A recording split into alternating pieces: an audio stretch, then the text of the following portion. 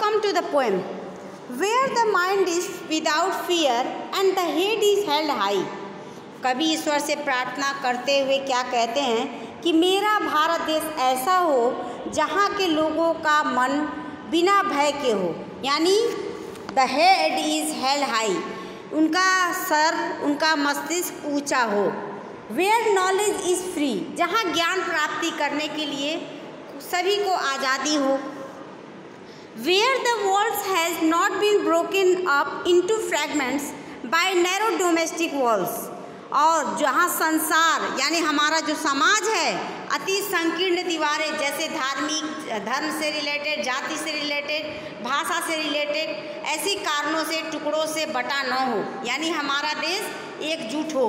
ऐसे में जो संसार अति इन भावना से जो जुटा हमेशा हो। Where words come out from the depth of truth, जहाँ शब्द सत्य की गहराई से निकलते हुए हो। Where tireless striving stretches its arms towards perfection, अर्थात लोग वहाँ सच बोलने वाले हों और जहाँ के लोग अपनी भुजाओं को इतना पूर्णता की प्राप्ति के लिए निरंतर प्रयास करते हुए आगे बढ़ते रहें, यानी उनका काम कंटिन्यू अच्छे करने की है, और ऐसा ईश्वर से प्रार्थना भी कर रहे हैं। Where the clear stream of reason has not lost its way into the dreary desert scent of a dead habit, जहाँ लोग तर्क की स्वच्छ धारा को छोड़कर पुरानी आदतों के नीरस मरुस्थल को बालू में न खो जाए।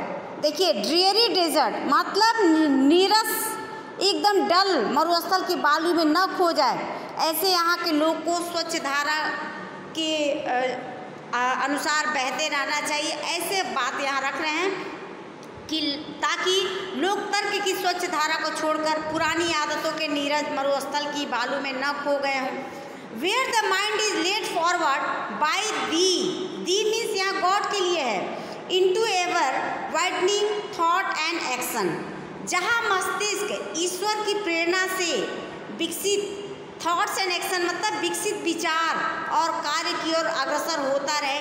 ईश्वर से ये रविन्द्रनाथ टैगोर जी का मानना था। Into that heaven of freedom my father यहाँ ईश्वर के लिए है। हे पिता, हे ईश्वर, मेरे देश को इस प्रकार की स्वतंत्रता रूपी वरदान प्राप्त हो, जैसा कि अब हम चाहते, हमारी इच्छा है, हमारे देश के लोगों की तमन्ना है। लेट माई कंट्री अवेक, अर्थात मेरा देश इस प्रकार से पूर्णता प्रगति करे।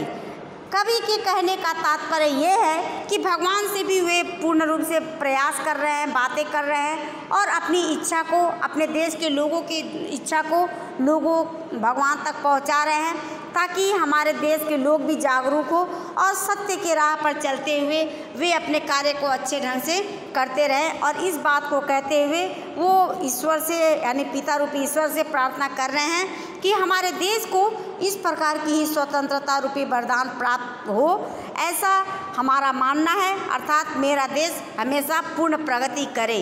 ये रविन्द्रनाथ टैगोर जी का मानना है और उन्हीं के अनुसार इस पोएम माय हेवन को कम्प्लीटली बताया गया। Thank you and have a nice day.